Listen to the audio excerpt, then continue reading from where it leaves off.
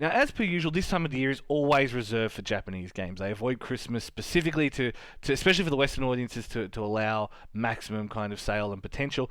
And One Piece Pirate Warriors 4 is exactly one of those games. And it is exactly kind of what you would expect out of a Pirate Warriors game, and yet it still leaves me feeling a little bit underwhelmed by it, because at its core it is still the same thing. Like, Pirate Warriors 3 was fantastic. I got on the Switch, played the hell out of it. Like, I didn't 100% it, but I got about as close as you can get without questioning your own sanity.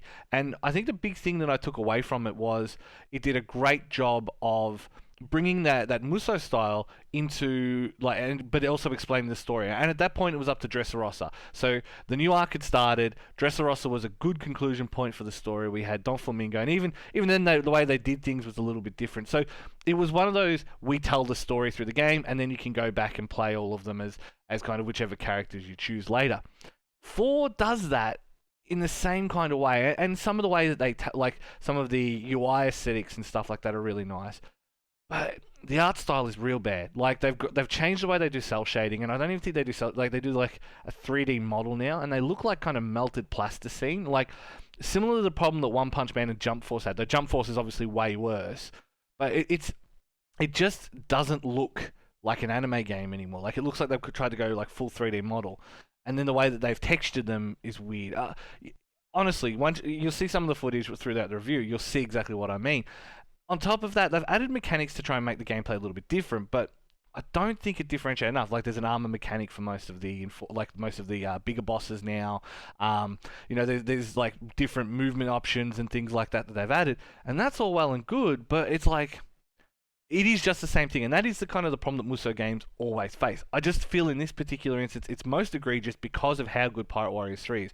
Like, it feels like not a regression, but it feels like it didn't really add anything by doing what it's done. But I guess it's better just to get a second opinion to see if I'm completely off the case on this one. So I'm going to bring in Jamie to have a chat about the ongoing One Piece game, well, the Pirate Warriors series, because we had the discussion the other week about One Punch Man and My Hero Academia, and this is that third type that we discussed in that third type of anime game, the Muso game. And Right. we've had Berserk and we've had a bunch of others, but Pirate Warriors still kind of stands as probably the best anime crossover Muso game, and I'm sure I'm going to be corrected on social media about it as well. Yeah, no, I really like it. Like, to me, as I said before in the last review, like, it was probably the best type of genre, because it's partly because I play a lot of Muso games. I am that guy who will, I will play a Dynasty Warriors game. I will play Samurai Warriors. I will play any of these games, partly because that's kind of how I got into a lot of franchises. Like, I got into Gundam mostly because of one of those games, because it's familiar mechanics with a new story, and that to me is just that kind of sells it for me. If that makes any sense. Yeah, and I think the big thing to take away from that is you're right. I think, we discuss a lot about how everything's got to be new and revitalized. And I don't necessarily think that's always true. You can just be a solid game that does something well, but introduces these story elements or introduces this. And there's nothing inherently wrong with that.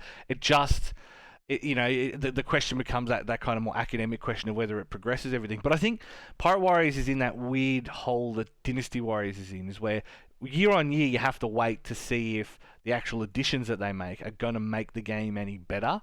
And that is probably my biggest takeaway from this, is I'm not convinced that what Pirate Warriors 4 does makes it a better game than Pirate Warriors 3. Am I alone on that? I don't know. Is it just me?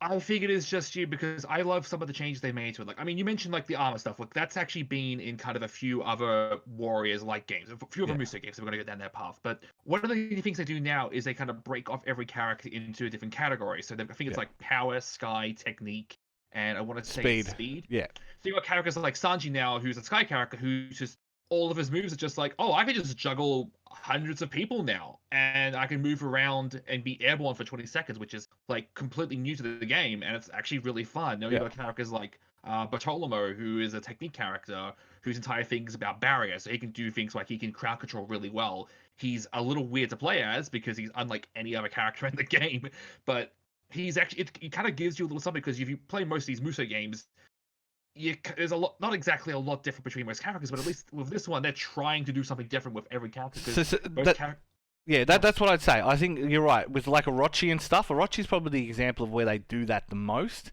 And Mhm. its strength is that they can be so varied in how you can approach it. Like the way that they've done that just strikes me as very Orochi 4. Do you know what I mean? Like, Mm. yeah, Yeah, no, I actually haven't played Orochi 4, but having spent way too much time in the last game of that series, like, yeah, like, you got that game, you had 100 characters, but all those characters at least felt dramatically differently. Like, there's a reason why you'd play as, say, Cao Cao or Ryu yeah. Hayabusa or the one Japanese samurai dude I'm blanking on right now because it's late at night Date and I can't Masamune. play. Yeah, yeah. That's all right. You meant Let's Masamune. go. That's fine. I was actually Yeah. thinking of oh god, the big leader dude with the cool mustache. I don't know. I don't play him enough. I'm half asleep. I know who you mean. Sorry. I know who you mean. It's gonna But kill that's me. that's It's gonna fine. kill me knowing this. I guess the big thing to me is that, like you said, I think a lot of I can see what they've tried to do, and I can see what they've tried to kind of do differently. But I'm just not convinced that chucking armor on bosses and adding on like a dash mechanic does enough to the core gameplay. And whether you'd want to do something to the core gameplay, like it skips over like East Blue and goes straight to Grand Line. Do you know what I mean? Like you don't play those early missions, and I get why to an extent, but like, you know, it's you can't even then recommend it on the basis of have you ever seen One Piece? No, we'll play this game because you're literally missing the foundations of the first five members of the team. You're missing Arlong, you're missing Kuro, like you're missing Don. What's his name? The poison dude.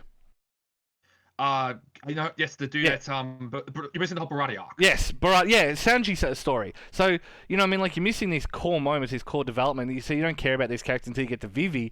And I mean, I always found Alabasta underwhelming. I don't know. To me, I wonder, it's definitely meant for games for One Piece fans, but like, I don't know if that's what it really achieves. You know what I mean? Yeah, like look, I get the fact if you're into One Piece, like you know this story. You don't have to go like you've already probably played through the story like a dozen times in other games. So I get the idea that because what they do now in this game is they focus on a few arcs, but they'll focus on Yeah. like more of those arcs in detail. So in Pirate Warriors 3, like Alabasta was like one mission. Yeah. Or kind of the whole all the previous arcs of Arlong with the whole Arlong Park arc.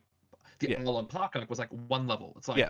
okay, that's great, but at least now they've kind of made it a Yeah, bigger deal. and that is true because you're right because it goes from like what is it, $1 billion or million dinners or whatever the hell the fucking place is called, the palace. Like it does all of those places individually, and somewhat the actual missions somewhat follow the story. Like Crocodile goes looking for you and you sneak in, and that's all kind of relevant to how it actually played out in the series. So I definitely understand that. Maybe you're right. Maybe I'm just being too critical because I expected a little bit more out of it, but it's just not doing it for me. Anyway, thank you, Jamie. And I guess, if anyone out there, if you haven't, wondered whether to go and play Pirate Warriors, maybe start at 3. What do you reckon?